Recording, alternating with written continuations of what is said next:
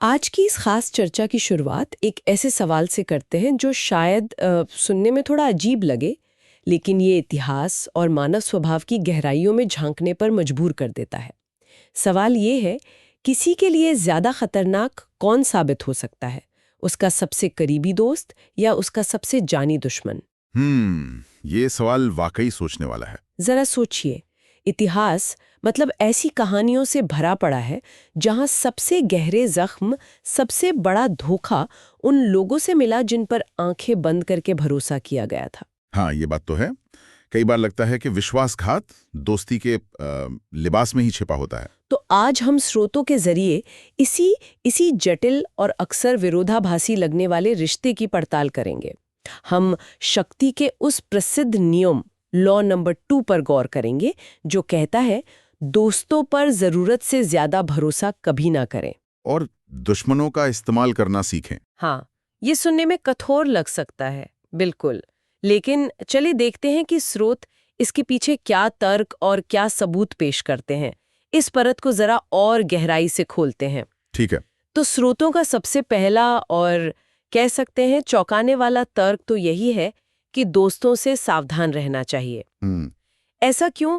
क्योंकि उनमें ईर्ष्या मतलब जलन की भावना बहुत आसानी से भड़क सकती है, खासकर जब आप सफल होते हैं। अच्छा। और यही ईर्ष्या उन्हें धोखा देने पर मजबूर कर सकती है। स्रोत तो यहाँ तक कहते हैं कि दोस्त बिगड़ेल और अत्याचारी भी बन सकते हैं। बिगड़ेल मतलब क्योंकि उन्हें लगता है कि दोस्ती के नाते उन्हें कुछ भी करने का अधिकार मिल गया है, एक तरह का एंटाइटलमेंट आ जाता है। अच्छा, ये बात वाकई दिलचस्प है, क्योंकि आमतौर पर हम दोस्ती को वफादारी, भरोसे और सपोर्ट का प्रतीक मानते हैं। हाँ, बिल्कुल। लेकिन शक्ति और महत्वाकांक्षा के खेल में, जैसा कि स्रोत इशारा करते हैं, यही दोस्ती एक कमजोरी बन सकती है। ईर्ष्या एक बहुत शक्तिशाली विनाशकारी भावना है। एक दोस्त जो शायद आपके साथ ही आगे बढ़ाओ, आपकी तरक्की देखकर अंदर ही अंदर मतलब जल सकता है। उसे लग सकता है कि वो पीछे छूट गया है या उसके साथ नाइंसाफी हुई है। हाँ, बिल्कुल। और ये भावनाएं अक्सर छिपी रहती हैं जब तक कि कोई मौका ना मिले। और इसके विपरीत दुश्मन का क्या?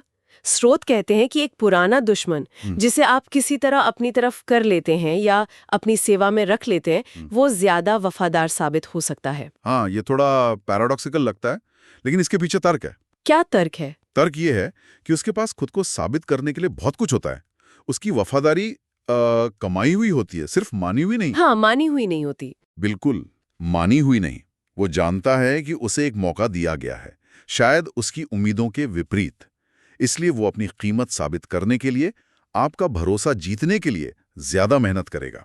जबकि दोस्त अक्सर आपकी कृपा को अपना हक समझ बैठते हैं। हाँ, उन्हें लगता है कि आपने उन पर कोई एहसान नहीं किया, बल्कि दोस्ती का फर्ज निभाया है। यहाँ एक बहुत महत्वपूर्ण बात उभर कर आती है जो स्रोत बार बार रेखांकित करते हैं। क्या?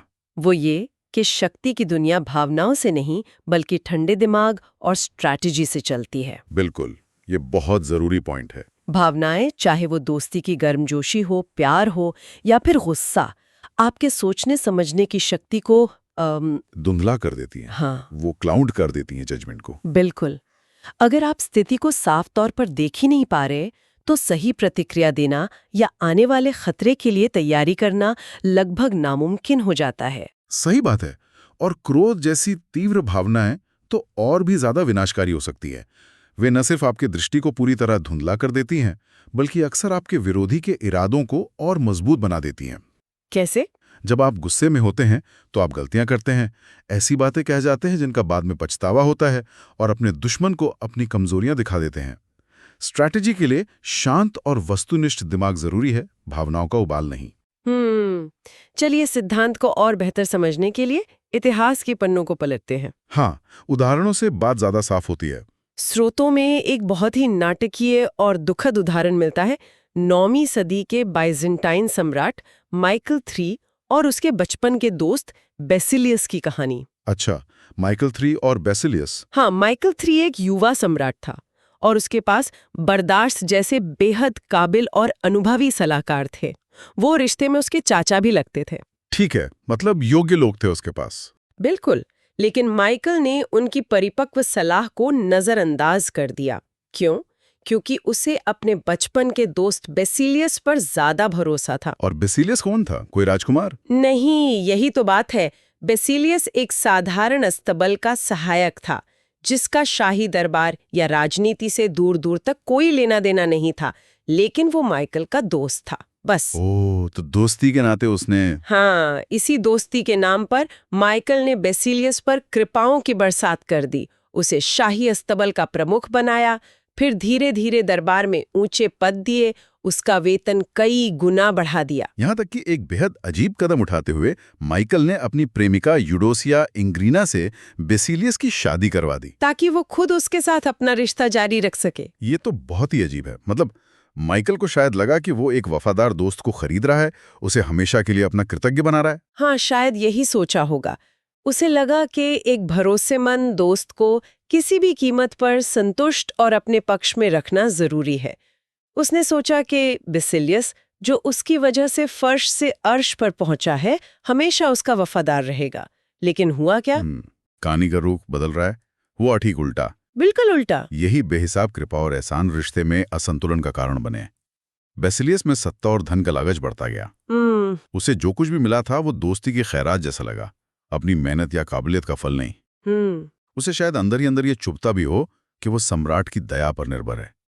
धीरे धीरे उसने अपनी स्थिति का फायदा उठाते हुए सेना और सेनेट में अपने समर्थक बनाने शुरू कर दिए। ओह, उसने अपनी पावर बेस बनानी शुरू कर दी। हाँ, वो समझ गया था कि असली शक्ति कहाँ है। और फिर वो रात आई जिसने इतिहास बदल दिया। एक शाही दावत के बाद क्या हुआ? जब सम्राट माइकल नशे में धुत अपने कमरे में सो रहा था, बेसिलियस अपने कुछ वफादार सैनिकों के साथ चुपके से अंदर घुसा। उसने खुद अपने हाथों से उस सम्राट की बेरहमी से हत्या कर दी। उसी दोस्त ने? हाँ, उसी दोस्त ने, जिसने से एक मामूली अस्तबल सहायक से साम्राज्य के सबसे शक्तिशाली लोगों में से एक बनाया था। और अगले ही दिन बेसिलियस खुद बाइजेंटाइन सम्राट बन बैठा, बेसिल आई के नाम से। बाप रे, दोस्ती का भरोसा यहाँ तो जानलेवा साबित हुआ। बिल्कुल। माइकल को शायद मरते वक्त एहसास हुआ होगा कि उसके दोस्त के पास अब उससे ज्यादा पैसा, ज्यादा समर्थक और ज्यादा शक्ति थी। वो शक्ति जो खुद माइकल ने ही उसे दी थी। ये कहानी एक कठोर सबक सिखाती है। जब आप किसी दोस्त पर एहसान करते हैं, खासकर उसे शक्ति या पद देकर, तो ये रिश्ते की नाजुक बराबरी को बिगाड़ देता है। एहसान पाने वाला अक्सर कृतज्ञ महसूस करने के बजाय अंदर ही अंदर एक बोझ महसूस करने लगता है। या फिर जैसा बेसिलियस के मामले में हुआ, उसमें और ज्यादा पाने की हवस जाग जाती है। उसे लगता है कि उसे दोस्ती के कारण चुना गया, योग्यता के कारण नहीं। और ये बात उसके स्वाभिमान को ठेस पहुंचा सकती है। हाँ, जो बाद में नाराजगी या ईर्ष्या में बदल सकती है। तो ये था दोस्तों पर भरोसे का एक भयानक अंजाम। अब एक बिल्कुल विपरीत स्ट्रैटेजी का उदाहरण देखते हैं, जहां एक शासक ने अपने संभावित दुश्मनों का इस्तेमाल बड़ी चतुराई से किया। अच्छा। ये कहानी है चीन के सम्राट सुंग की, जिन्होंने 959 ईस्वी में सत्ता संभाली थी। चीन का इतिहास उस समय काफी उथल पुथल वाला रहा है। सेनापतियों के विद्रोह। बिल्कुल, तख्ता पलट आम बात थी। सम्राट बनना अक्सर सबसे असुरक्षित पद माना जाता था। सुंग इस खतरे को बखूबी समझते थे। तो उन्होंने क्या किया? सत्ता संभालने के फौरन बाद सुंग ने एक भव्य दावत का आयोजन किया। इसमें उन्होंने अपनी सेना के सबसे शक्तिशाली और प्रभावशाली कमांडरों को बुलाया। अच्छा, उन्हीं लोगों को जिनकी मदद से वो सत्ता में आए होंगे? बिल्कुल, हाँ, वो ही कमांडर।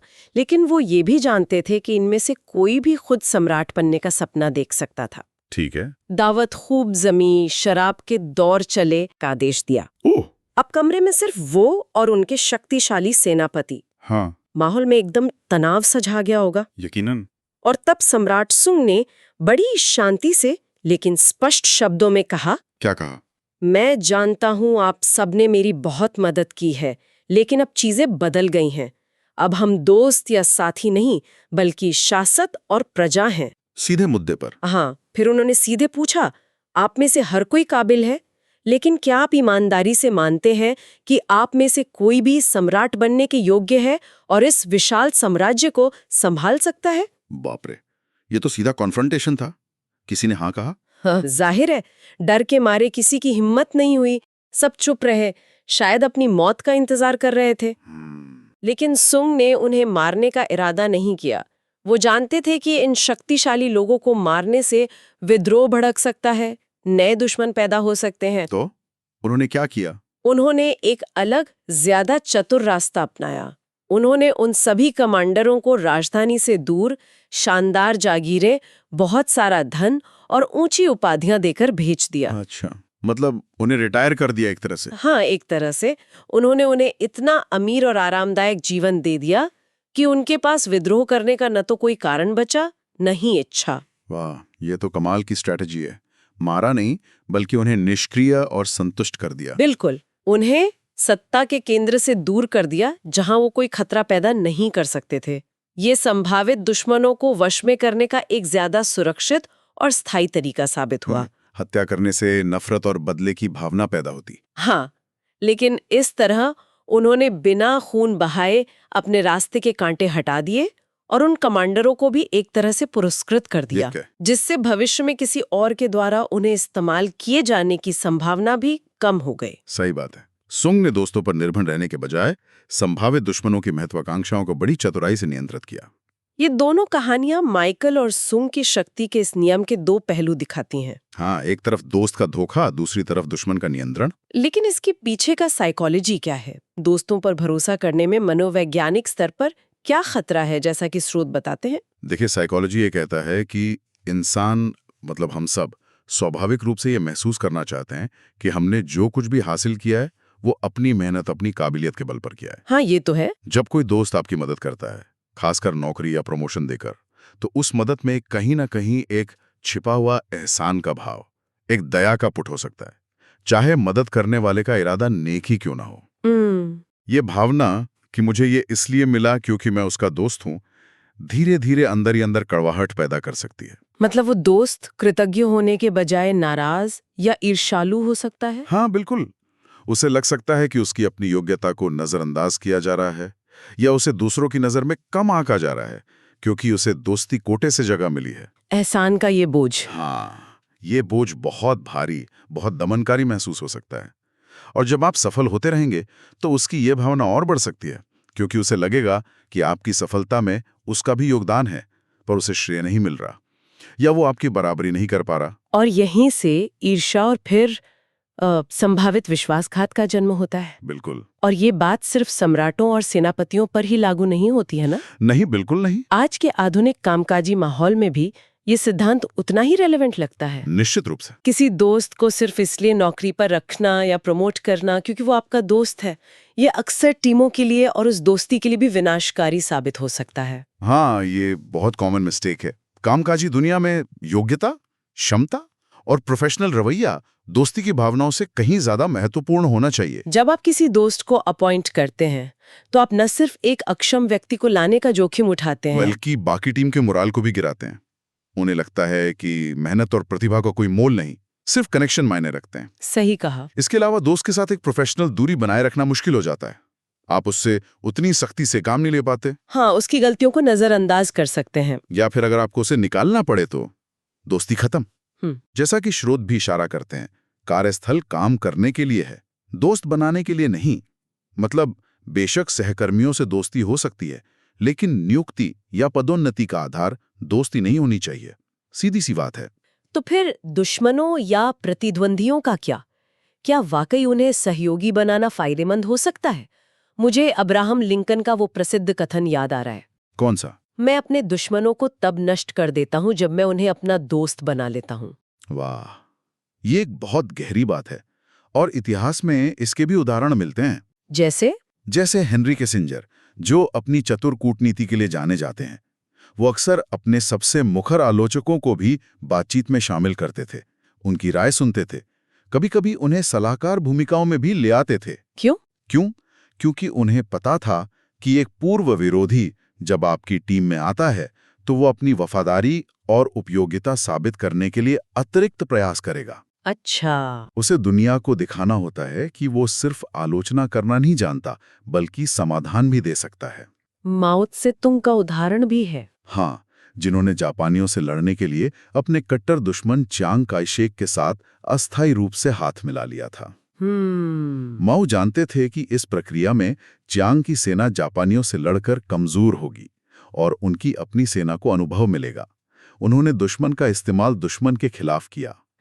तो इसका मतलब ये हुआ कि व्यक्तिगत जीवन में भी शायद हमें दोस्तों के साथ कुछ स्पष्ट सीमाएं रखने की जरूरत है, खासकर जब पैसा, अवसर या एम्बिशन जैसी चीजें बीच में आ जाएं। ये थोड़ा मुश्किल नहीं लगता? मुश्किल जरूर है। मुश्किल है क्योंकि दोस्ती स्वाभाविक रूप से सीमाओं को धुंधला करती है। लेकिन स्रोतों का इशारा इसी तरफ है कि जहां शक्ति और संसाधन दांव पर लगे हों, वहां थोड़ी सावधानी बरतना जरूरी है। मतलब ये नहीं कि आप अपने दोस्तों पर शक करें या उनसे कट जाएं? नहीं, बिल्कुल नहीं। लेकिन शायद उधार देने लेने में, बिजनेस पार्टनरशिप में या ऐसी किसी भी स्थिति में जहां हितों का टकराव हो सकता है, हाँ, वहां रिश्तों को भावनाओं के बजाय स्पष्ट समझौतों और अपेक्षाओं पर आधारित करना ज्यादा सुरक्षित हो सकता है। ये उस नाजुक संतुलन को बनाए रखने की कला है। तो इस पूरी चर्चा का सार क्या निकलता है? मुख्य सीख क्या है जो हम इन स्रोतों से ले सकते हैं? सार ये लगता है कि दोस्ती अपनी जगह बहुत कीमती है। उसे सामाजिक और भावनात्मक जरूरतों के लिए रखें। लेकिन जब काम, शक्ति, स्ट्रैटेजी और आगे बढ़ने का सवाल हो, तो भावनाओं को किनारे रखकर योग्यता, क्षमता और परखी हुई वफादारी पर भरोसा करें। और ये योग्यता किसी अजनबी में भी मिल सकती है? हाँ, किसी अजनबी भी मिल सकती है या फिर किसी पूर्व दुश्मन में भी। माइकल थर्ड के पास बर्दाश्त जैसा योग्य सलाहकार था, लेकिन उसने दोस्ती के भ्रम में उसे नजरअंदाज किया और तबाह हो गया। और सम्राट सुंग ने दोस्तों पर निर्भर रहने के बजाय दुश्मनों को नियंत्रित किया और सफल रहे। बिल्कुल। तो क्या इसका मतलब है कि किसी को भी, खासकर दोस्तों को, कोई भी महत्वपूर्ण जिम्मेदारी या शक्ति सौंपने से पहले एक तरह की परीक्षा लेनी चाहिए? स्रोत इस बारे में क्या कहते हैं? स्रोत सीधे तौर पर किसी परीक्षा या टेस्ट का उल्लेख तो नहीं करते, लेकिन वे बिना सोचे समझे आंखें बंद करके भरोसा करने के खतरों से जरूर आगाह करते हैं। तो फिर कैसे परखें? वे अवलोकन, विवेक और लोगों के पिछले व्यवहार को ध्यान में रखने पर जोर देते हैं। किसी को शक्ति सौंपने से पहले देखें कि वो छोटी जिम्मेदारियों को कैसे निभाता है। दबाव में उसकी प्रतिक्रिया क्या होती है? क्या उसमें कृतज्ञता का भाव है या सिर्फ अधिकार का? क्या वो दूसरों की सफलता से खुश होता है या उसमें ईर्ष्या झलकती है? हाँ, ये छोटे छोटे संकेत बहुत कुछ बता सकते हैं। इन्हें नजरअंदाज नहीं करना चाहिए। और दुश्मन को सहयोगी बनाने की रणनीतियां क्या हो सकती हैं? हमने सुंग का उदाहरण देखा, जिन्होंने लालच और संतुष्टि का इस्तेमाल किया। हाँ, लिंकन ने दोस्ती और सम्मान का हाथ बढ़ाया, माओ ने साझा दुश्मन का डर दिखाया। क्या और भी तरीके? हाँ, कई तरीके हो सकते हैं जो स्थिति और व्यक्ति पर निर्भर करते हैं। कभी कभी साझा हित खोजना कारगर होता है, जैसे टेलीरैंड और फूशे ने किया था। दो कट्टर प्रतिद्वंद्वी जिन्होंने नेपोलियन को उखाड़ फेंकने के लिए हाथ मिला लिया, क्योंकि उनका साझा हित नेपोलियन को हटाने में था। अच्छा। कभी कभी आप दुश्मन की किसी महत्वाकांक्षा को पूरा करने में मदद करके उसे अपना बना सकते हैं। महत्वपूर्ण यह है कि आप समझें कि आपके दुश्मन को क्या मोटिवेट करता है, डर, लालच, सम्मान या कुछ और फिर उसी के अनुसार अपनी स्ट्रैटेजी बनाएं। बिल्कुल। और दोस्तों से मिलने वाले संभावित खतरे के संकेतों पर कैसे नजर रखी जाए? कौन सी रेड फ्लैग्स हैं जिन पर ध्यान देना चाहिए? स्रोत कुछ संकेतों की ओर इशारा करते हैं, जैसे अगर आपका दोस्त आपकी सफलता पर बधाई तो देता है, लेकिन उसकी आंखों में या बॉडी लैंग्वेज में खुशी के बजाय एक अजीब सी बेचैनी या ईर्ष्या की झलक दिखे। Subtle sign. हाँ, बहुत सटल हो सकते हैं। या जब आप उस पर कोई एहसान करें तो वो कृतज्ञता दिखाने के बजाय अजीब तरह से व्यवहार करें, जैसे कि आप उस पर कोई बोझ डाल रहे हो। या फिर वो आपकी पीठ पीछे आपकी हल्की आलोचना करें। हाँ, या आपके छोटे मोटे दोषों को बढ़ा चढ़ाकर बताए। ये सब छोटी छोटी बातें हो सकती हैं, लेकिन ये अंदर पनप रही नकारात्मक भावनाओं का संकेत हो सकती हैं, जिन्हें नजरअंदाज करना खतरनाक हो सकता है। बिल्कुल। एक बहुत ही दिलचस्प बात जो स्रोत बताते हैं वो ये कि शक्ति का ये नियम, लॉ नंबर 2, दोस्तों पर भरोसा न करें, दुश्मनों का इस्तेमाल करें, ये लगभग सार्वभौमिक है। हाँ, ये बात ध्यान देने वाली है। वे इसके लिए कोई स्पष्ट अपवाद या रिवर्सल नहीं बताते। ऐसा लगता है कि लेखक दोस्ती में भरोसे को शक्ति के क्षेत्र में एक स्थायी और निरंतर खतरा मानते हैं। वे पूर्ण विश्वास के खिलाफ एक बहुत कड़ी चेतावनी देते हैं, चाहे रिश्ता कितना भी करीबी क्यों न लगे। हाँ, ये इस नियम की एक कठोर, शायद थोड़ी निराशावादी लगने वाली सच्चाई है। स्रोती नहीं कह रहे हैं कि दोस्ती का कोई मूल्य नहीं, हाँ, बल्कि ये कि पावर के समीकरणों में दोस्ती की डायनामिक्स बदल जाती है और उस पर आंख मूंद कर निर्भर रहना मूर्खता हो सकती है। कोई अपवाद नहीं। शायद एकमात्र अपवाद वे स्थितियां हों जहां आपको किसी गंदे काम के लिए या बलि का बकरा बनाने के लिए किसी की जरूरत हो। ऐसी स्थिति में एक दोस्त जो आप पर निर्भर है शायद ज्यादा उपयोगी साबित हो। लेकिन ये भी एक खतरनाक खेल है। हाँ, बहुत खतरनाक।